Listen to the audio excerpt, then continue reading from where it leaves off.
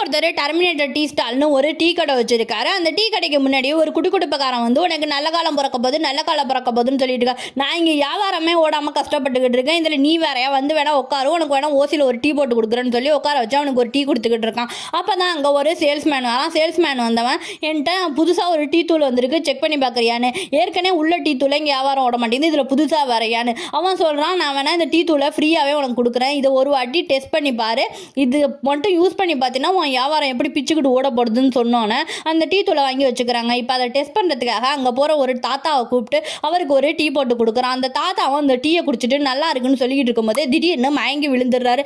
என்னன்னு பார்த்தா அவர் இறந்து போயிடுறாரு. இப்போ இறந்து போன தாத்தாவை பைக்கில் தூக்கிட்டு போகிறானோ. தூக்கிட்டு போகும்போது அவன் இந்த பைக்குக்கு முன்னாடி ஒருத்தன் வரான். யாருன்னு பார்த்தா அந்த தாத்தாவோட பையன். எங்கள் அப்பாவை பார்த்தியா, எங்கள் அப்பா ஊர் ஃபுல்லாக கடனை வாங்கி வச்சுட்டு எங்கேயோ ஓடி போயிட்டான்னு சொல்லிக்கிட்டு இருக்கான். இப்போ அந்த தாத்தாவை கொண்டு போய் நைஸாக அவங்க வீட்டில் போட்டுட்டு வந்துடுறானோ. இப்போ இவனு ரெண்டு பேரையும் யாரோ பைக்கில் துரத்திக்கிட்டு இருக்காங்க. யாருன்னு பார்த்தா இந்த சில்க்கு தாத்தா இறந்து போயிட்டாரு, நீங்கள் எங்கே என்னென்ன பண்ணுறீங்க, வந்து எல்லாருக்கும் டீ கொடுங்கன்னு சொல்லி இவங்க ரெண்டு பேரையும் இழுத்துட்டு போயிடுறாங்க. இப்போ இவங்க ரெண்டு பேரும் எல்லாருக்கும் டீ கொடுத்துக்கிட்டு இருக்கும்போது அந்த தாத்தாவோட பையன் பார்க்குறாரு. அந்த தாத்தா வாயிலேருந்து நுர தள்ள ஆரம்பிக்குது.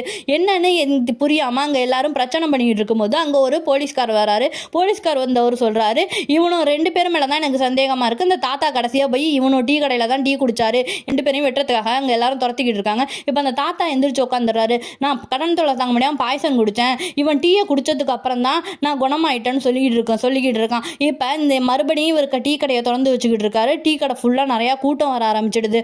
இப்போ இவர் டீ கடையும் நல்லா ஓட ஆரம்பிச்சிடுது. எல்லாத்தையும் குணமாக்குற வாசி இந்த டீயும் நல்லா ஃபேமஸ் ஆகிடுது.